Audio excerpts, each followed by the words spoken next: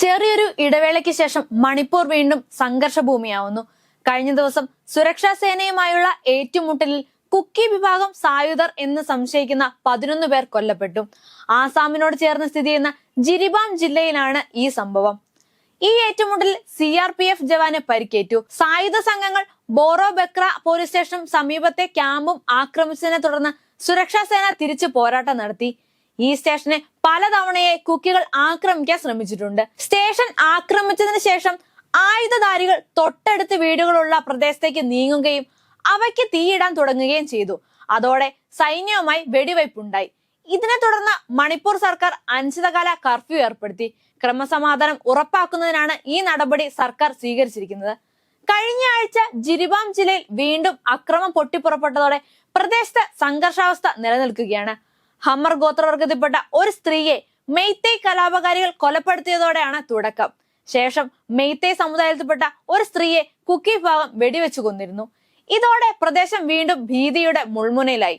മണിപ്പൂർ കലാപം ആളിക്കത്തിക്കാൻ മുഖ്യമന്ത്രി ബീരൻ സിംഗ് ശ്രമിച്ചതിന്റെ തെളിവ് പരിശോധിക്കണമെന്ന ഹർജി സുപ്രീം കോടതി പരിഗണിക്കവേ കേന്ദ്ര സർക്കാരിന് വേണ്ടി ഹാജരായ സോളിസിറ്റർ ജനറൽ കള്ളം പറഞ്ഞതായി ആക്ഷേപം ഉയർന്നു. കുക്കി വിഭാഗക്കാരായ 10 MLA-മാരാണ് ഇക്കാര്യം ചൂണ്ടിക്കാട്ടിയത്. ബീരൻ സിംഗിന്റെ പങ്ക് വ്യക്തമാക്കുന്ന ഫോൺ സംഭാഷണങ്ങൾ പരിശോധിക്കണമെന്ന് കുക്കി സംഘടനകൾക്ക് വേണ്ടി ഹാജരായ അഡ്വക്കേറ്റ് പ്രശാന്ത് ഭൂഷൺ ആവശ്യപ്പെട്ടു. അക്രമികളെ സംരക്ഷിക്കാനും ആയുധവും പണവും നൽകാനും ബീരൻ സിംഗ് മുൻകൈയെടുത്തതിന്റെ തെളിവാണിതെന്നും അദ്ദേഹം ചൂണ്ടിക്കാട്ടി. എന്നാൽ സംഘർഷം ശാന്തമാക്കാനാണ് മുഖ്യമന്ത്രി ശ്രമിച്ചതെന്ന് സോളിസിറ്റർ ജനറൽ തുഷാർ മെഹ്ത അവകാശപ്പെട്ടു. മുഖ്യമന്ത്രിയായ ബീരൻ സിംഗിനെ മുഖ്യമന്ത്രി സ്ഥാനത്ത് നിന്ന് നീക്കണമെന്ന് കുക്കി MLA-മാർ ആവശ്യപ്പെട്ടിരുന്നു. എന്നാൽ അതിന് ഇതുവരെ നടപടിയെടുത്തിട്ടില്ല. കഴിഞ്ഞ 1.5 വർഷമായി മണിപ്പൂരിൽ സംഘർഷം തുടരുകയാണ്. മെയ്തേയ് വിഭാഗക്കാർക്ക് പട്ടികവർഗ പദവി നൽകിയെന്ന ഹൈക്കോടതി വിധിക്ക് പിന്നാലെ 2023 മെയ് 3-ന് കലാപം ആരംഭിച്ചു.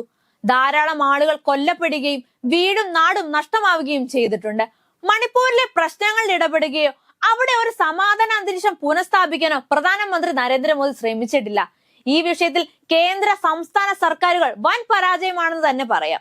ഇക്കഴിഞ്ഞ ദിവസം ജാർഖണ്ഡിലെ പെൺകുട്ടികൾ സുരക്ഷിതരല്ലെന്ന വിമർശനവുമായി BJP രംഗത്തെത്തിയിരുന്നു. BJP ഭരിക്കുന്ന മണിപ്പൂരിലെ ആളുകളുടെ അവസ്ഥ എന്താണെന്ന് എല്ലാവർക്കും അറിയാം. സ്വന്തം കണ്ണിലെ കോലെടുത്തിട്ട് പോരെ മറ്റുള്ളവരുടെ കണ്ണിലെ പൊടിയെടുക്കാൻ എന്നൊരു ചൊല്ല് മലയാളത്തിലുണ്ട്. അതാണ് ഈ സന്ദർഭത്തിൽ ഓർമ്മിപ്പിക്കാനുള്ളത്.